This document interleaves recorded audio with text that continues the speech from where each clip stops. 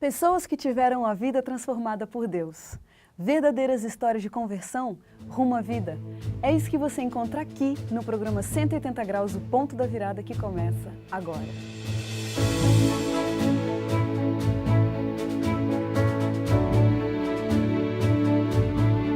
Quando sentimos o toque de Deus na vida, uma mudança acontece.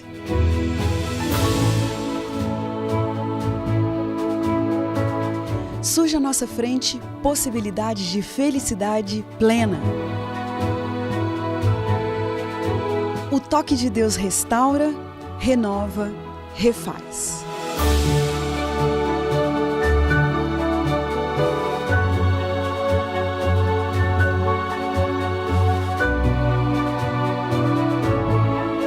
Hoje conheceremos uma pessoa que experimentou essa graça maravilhosa. Ela vai nos contar sobre essa mudança de 180 graus que lhe trouxe paz.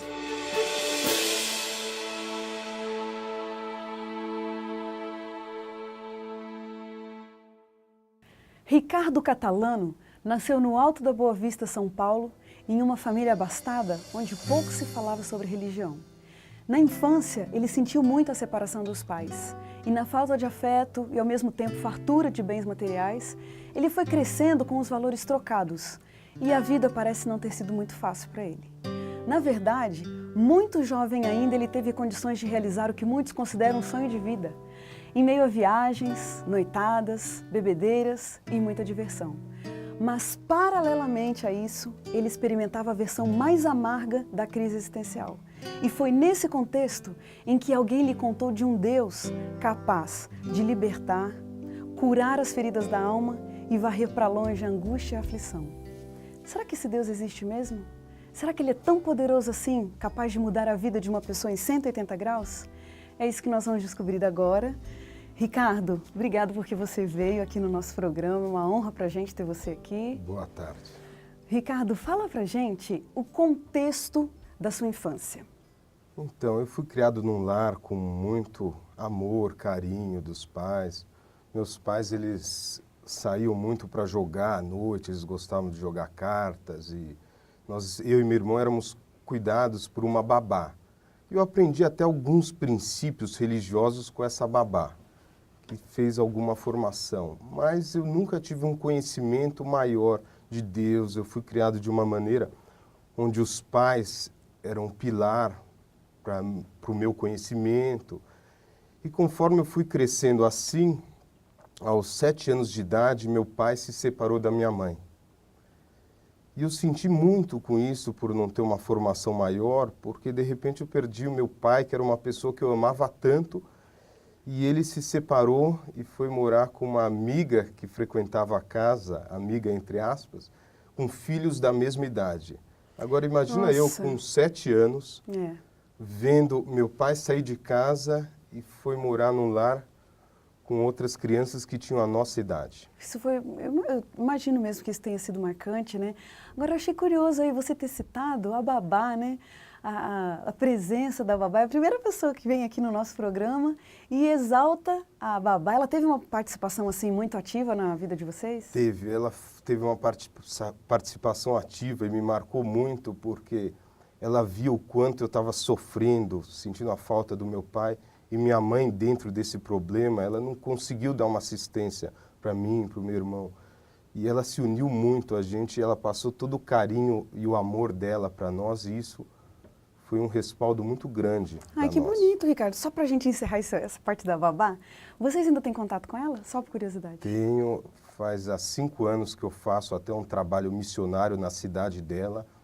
Bonito. Muitas pessoas, e ela também teve um conhecimento maior da Bíblia por nosso intermédio. Que bonito. Bom, fala pra gente o contexto, a condição financeira da sua família. Então, meu pai, quando se separou, ele viu a aflição que eu estava. Meu irmão, vendo o contexto, até sendo mais velho, ele tentou assumir um pouco a posição de pai. Mas eu tinha 7 anos, ele tinha 8. Então, dificilmente ele ia conseguir concorrer, né? E meu pai, para tentar suprir a carência, ele dava coisas materiais, né? Então, tudo que eu queria, eu tinha.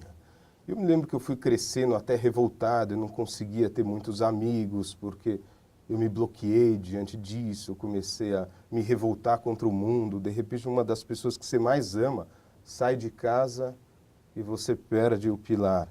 E com 15 anos, meu pai já me deu um carro. Imagina em São Paulo, eu passeando com 15 anos já com carro, tinha carro importado com 17 anos, com 19 anos ele me deu um apartamento, eu fui morar sozinho, nunca tive problema com... Que tipo de formação moral que você recebeu dos seus pais? Moral? Nenhuma. Eu tive a formação deles... A liberdade era total mesmo. Total. Eu podia viver sem arbítrio, fazer o que eu queria, viajar para onde eu queria. Não tinha nem responsabilidade financeira. Era ligar, pai, minha conta estourou. E ele depositava. Rapaz. E assim ele tentava suprir a carência da presença dele. Ricardo, quais os sentimentos que eram constantes na sua adolescência, na sua juventude? Eu senti um vazio muito grande. Mas olha ali, é isso que é muito curioso, porque uma pessoa que tem o que se prega, né, na nossa sociedade, tudo o que é necessário para a gente ser feliz, porque afinal de contas a separação dos pais é uma coisa comum, a gente vê aí a vontade, e dinheiro, liberdade, isso sim é o que faz diferença na vida. Agora você tinha tudo isso de sobra, e como que você me explica esse vazio? Essa crise existencial que eu tinha falava muito forte dentro de mim. Eu acho que Deus até me pegou por aí, porque eu ia dormir à noite e eu pensava tantas vezes, por que eu vivo? Da onde eu vim?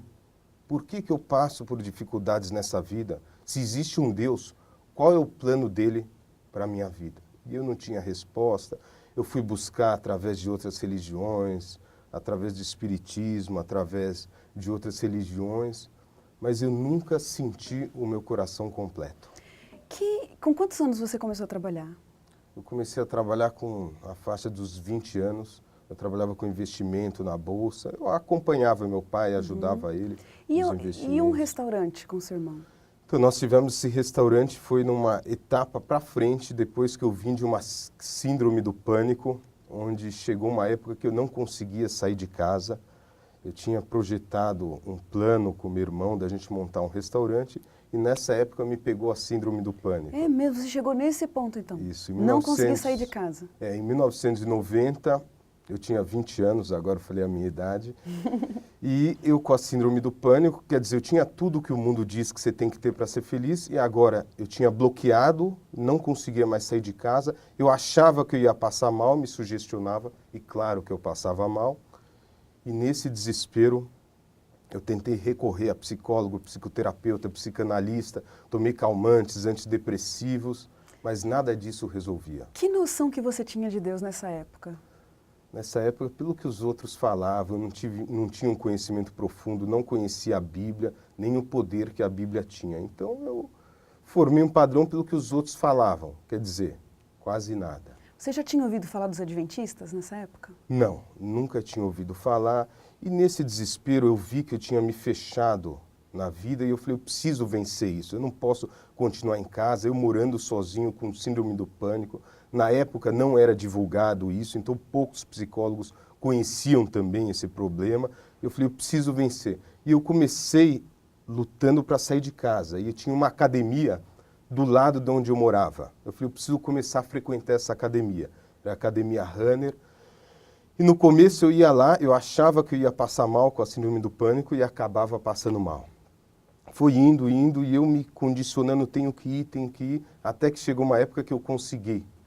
E lá eu conheci uma pessoa que era diferente. Que pessoa era essa?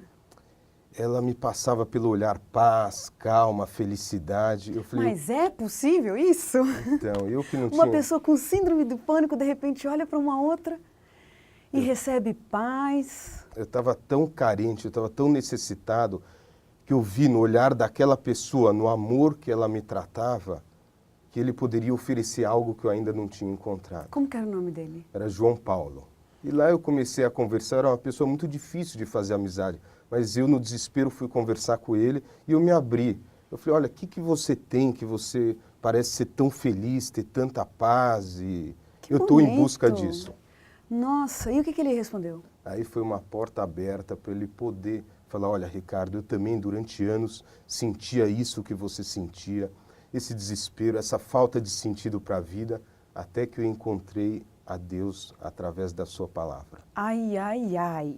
Você, uma pessoa que cresceu sem influência religiosa, né? Sem contato com a Bíblia, de repente vê uma pessoa e ela diz que a saída é Deus, que a porta é a Bíblia. O que você pensou de cara? Ele começou a me conhecer melhor e ele viu que era uma pessoa insistente, né? E ele falou, eu vou pegar o Ricardo por aí. Então ele falou, olha, poucas pessoas começaram a ler a Bíblia e terminaram. Se você conseguir fazer isso, você vai sentir isso que eu sinto e isso que tem no meu olhar. Mas você não vai conseguir fazer isso.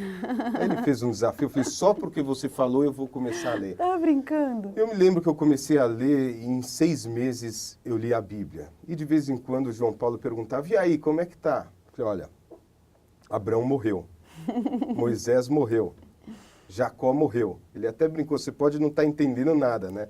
Mas você nunca viu tanta gente morrer. Eu falei, tá todo mundo morrendo na Bíblia. Eu, com síndrome do pânico, só conseguia captar as coisas negativas.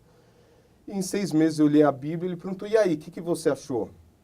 Eu falei, só achei que todo mundo morre na Bíblia, é a mesma coisa. Ele falou, como é que você fazia? Eu falei, olha, eu chego das baladas à noite, eu chegava alcoolizado, meio bêbado, e lia a Bíblia. Você falou para eu ler, eu li. Ele falou, então faz o seguinte, antes de você abrir a Bíblia, você vai orar. E o mesmo Deus que inspirou os profetas da Bíblia vai te inspirar a entender a Bíblia. Mas você não vai conseguir ler de novo. Eu falei, olha a provocação. Aí eu me lembro que eu comecei a ler de novo. E um dia me marcou muito. Mas só uma perguntinha, desculpa te interromper. Orar, isso foi uma coisa nova para você? Você já tinha costume de orar? Não, eu não sabia o que é. Ele me orientou, que era abrir o coração a Deus, conversar com Deus. Eu tinha um ritmo de rezar o terço, até a babá tinha me ensinado todo dia a rezar o terço. Então eu praticava esses rituais, mas eu nunca tive o entendimento que Deus poderia ouvir a minha oração.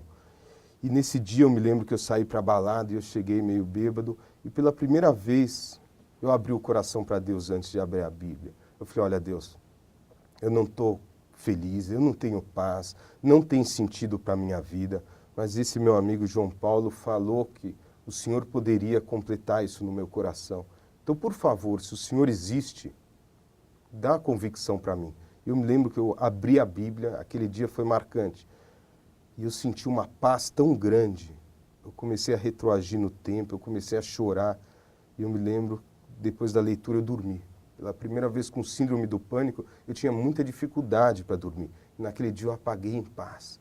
E quando eu acordei, eu achei mais interessante que estava aquilo muito vivo na minha cabeça, coisa que o álcool nunca tinha me oferecido, nada no mundo tinha me oferecido. Agora aquele poder tinha trazido uma coisa tão boa na minha vida, que aquilo ficou na minha cabeça. Será que eu vou sentir de novo isso? Será que eu vou sentir isso de novo? A gente vai dar uma pausa aqui na nossa conversa, Ricardo. E como você percebe, para o próximo bloco fica então essa pergunta. Será que essa sensação foi duradoura? Quais as mudanças que Deus operou em sua vida? Daqui a pouquinho, depois do intervalo, a gente se fala.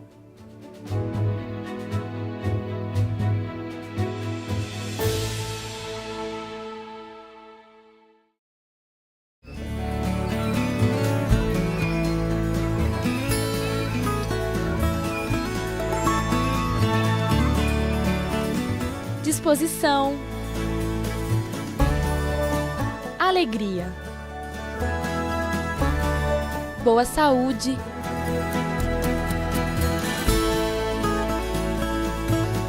vigor. São tantas as coisas que você pode fazer com um simples respirar. O ar é fundamental para uma vida completa e feliz. É simples, preserve o ar, porque ele é essencial para uma vida agradável.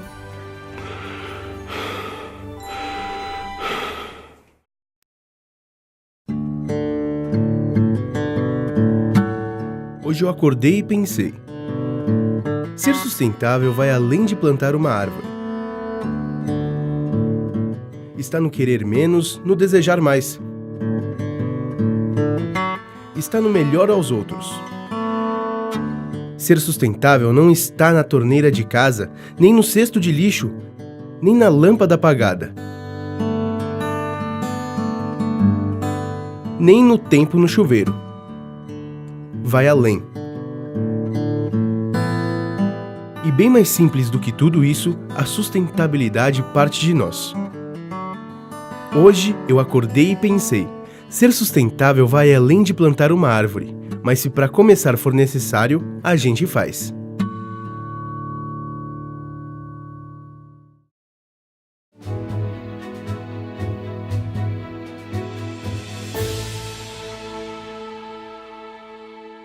O programa 180 Graus do Ponto da Virada está de volta.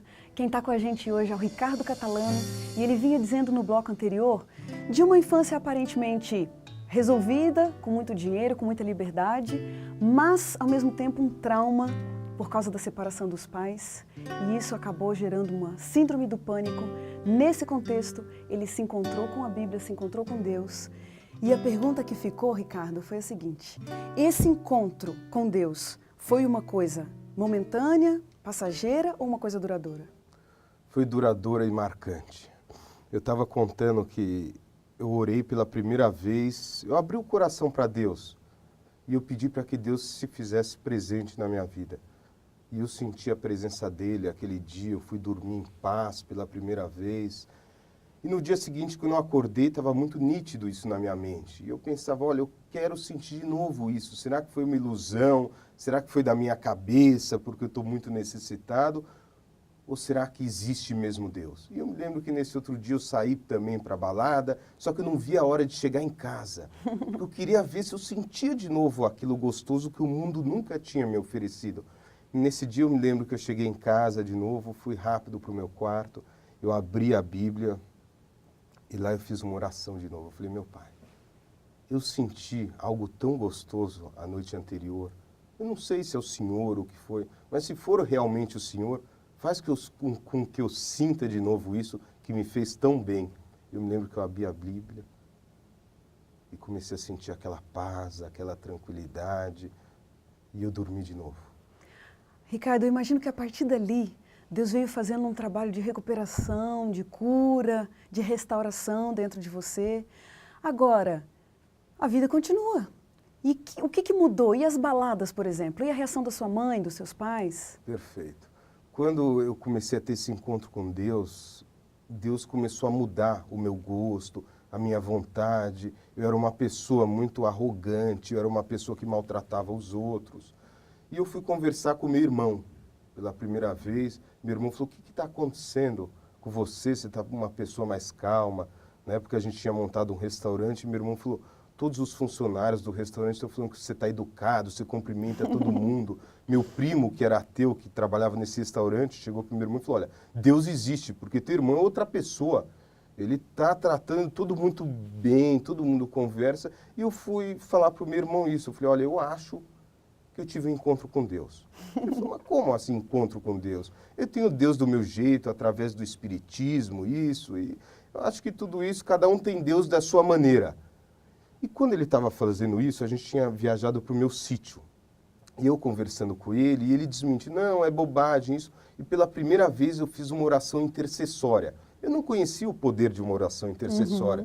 E ele falando que era bobagem, isso, aquilo, e eu fiz uma oração. Falei, Senhor, faz com que meu irmão sinta isso que o Senhor fez eu sentir, que eu conheço o coração do meu irmão, eu sei o quanto ele é uma pessoa boa.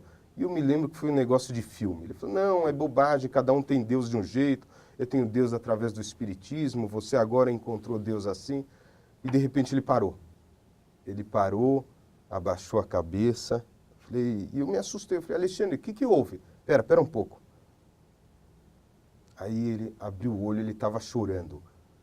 Eu falei, o que foi, Alexandre? O que aconteceu? Você está passando mal? Ele falou, não, Deus acabou de dizer que você está certo e eu estou errado. Eu falei, nossa, a oração intercessória é isso? Funciona, né? É. E a reação da sua mãe? Minha mãe, ela ficou um pouco chocada porque ela não teve um ritmo, né, um encontro com Deus também, como meu irmão começou a buscar depois a Deus também, teve um encontro com Deus. E minha mãe ficou chocada no início porque falou, olha, o que está acontecendo? Você parou de sair para as baladas, você não bebe mais, você chegava sempre alegre, isso, e agora você não bebe mais, você não sai mais com um monte de menina, estou vendo que você só quer ficar com uma menina, o que está acontecendo? Ela falou desesperada. Eu falei, olha, mãe, não é nada do que você está pensando. Pela primeira vez, eu estou feliz, eu estou em paz, eu estou seguindo o caminho de Deus. Ricardo, eu ouço essa história, é que é muito rápido, assim, né? Contando tudo, você está contando a história de uma vida, mas quando você, pessoalmente, olha para trás e faz esse balanço do que Deus fez na sua vida, com que palavras que você costuma explicar isso? Olha, eu tive um privilégio que poucas pessoas tiveram. Até quem está me assistindo vai fazer uma reflexão. Até os meus 30 anos, quase, eu tive os 4 avós vivos. E eu já conhecia a verdade. E nenhum dos meus avós conhecia a palavra de Deus. E eu vi o que é o desespero de uma pessoa estar chegando no final da vida e não saber as promessas da Bíblia, não saber de onde veio, para onde vai. Eu me lembro do meu avô, foi um dos fundadores do Hospital São Luís. Ele muito inteligente, muito culto, no final da vida, agora com 90 anos, ele chegava para mim e falava, Ricardo, e agora? Para onde eu vou? E agora? Essa é a pergunta. Minha avó, uma grega, ela com 80 e poucos anos, os órgãos dela já não estavam mais funcionando, ela olhava para mim e falava, Ricardo, eu não aguento mais. E agora? O que vai ser de mim? E eu com tanta verdade que eu tinha no meu coração, e eles já não tinham mais idade para assimilar toda a verdade da Bíblia. E hoje, eu tenho acompanhado, mesmo naquela época, as pessoas de mais idade que conheciam a Deus, como passavam diferente pela velhice. A paz e a esperança que elas tinham era um abismo a diferença. Então eu faço esse apelo. Como vale a pena você conhecer a Deus em todas as fases da vida?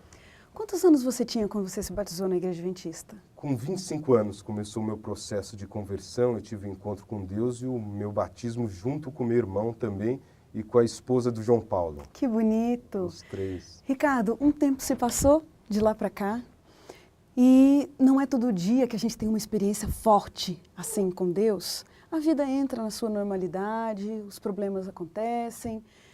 E hoje, como você faz para se manter conectado com Deus? O que te faz sentir perto de Deus? Isso é fantástico. Eu, como era uma pessoa muito metódica, eu tinha um ritmo de ler pelo menos 1 hora por dia. Um ritual, isso para me ajudar espiritualmente. A gente que sai do mundo com tantos vícios, com tantas deformidades, a gente precisa se agarrar no braço de Deus. E eu me condicionei a ler pelo menos 1 hora de Deus, se alimentar com a palavra de Deus. Com a palavra de Deus, alguns outros livros também que encaminham para a palavra de Deus. E isso foi me dando muito alicerce. A oração também tinha me ajudado muito. E assim eu consegui ir me estruturando, constituir uma família. Hoje eu tenho 2 filhos lindos também, uma esposa que eu amo. E uma coisa que eu nunca acreditava, que era muito difícil um casamento dar certo, ainda pela referência que eu tive dos meus pais. E hoje eu vejo que é totalmente diferente. Eu falava para o João Paulo isso, falava, olha, é difícil, né, se casar, hoje as pessoas não querem nada a sério, mas quando você tem um encontro com Deus, você aproxima a sua família de Deus, tudo se torna diferente. Com essa experiência, né, de vida que você tem como assim pontuar uma grande lição que você aprendeu até agora? A maior lição que marcou no meu coração é o que Deus fez para mim e quer fazer para todo mundo. É o trabalho do Espírito Santo. Quando a gente tem humildade, quando a gente busca a Deus, a promessa é: buscar-me-eis e me achareis quando buscares de todo o coração.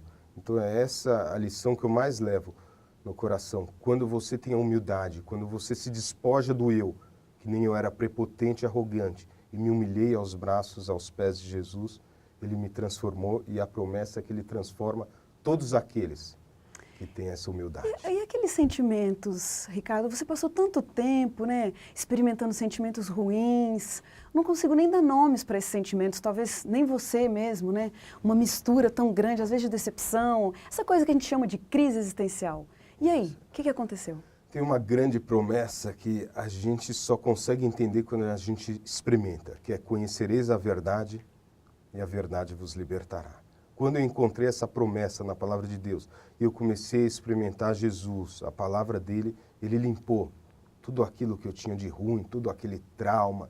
Eu consegui chegar pela primeira vez para o meu pai, quando ele estava discutindo comigo, falando: não, mas que bobagem, agora vocês estão fanáticos, isso, aquilo. Eu falei: olha, pai, durante muitos anos, depois que você se afastou de casa, eu não te aceitava como pai. Só que hoje, com o conhecimento e a estrutura que Deus me deu, eu posso falar que eu te amo e eu te aceito como pai. E ele, naquela situação muito dura, começou a chorar, me abraçou, e ele viu que aquilo não era um poder de alguém que tinha feito minha cabeça, de algum psicólogo. Ele viu que só podia ter vindo do alto esse poder. Realmente é uma história surpreendente. E você é a prova viva dessa história. Ricardo, a gente tem no nosso programa um momento de umas perguntinhas rapidinhas. Fala pra gente o que vem à sua mente quando você ouve a palavra vida. Vida. Vem a eternidade. Sucesso. Sucesso. Aos braços de Jesus. Dinheiro. Dinheiro. Consequência. Perdão. Algo ativo do poder de Deus na nossa vida. Pecado. Pecado. Boa pergunta.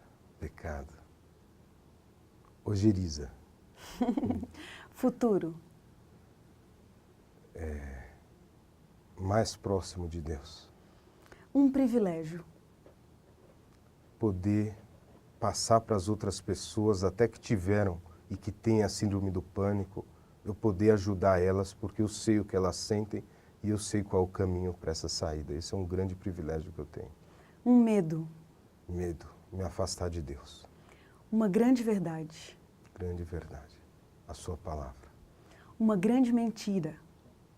Tudo que o mundo ensina através das novelas e de muitos filmes, que muitos acreditam.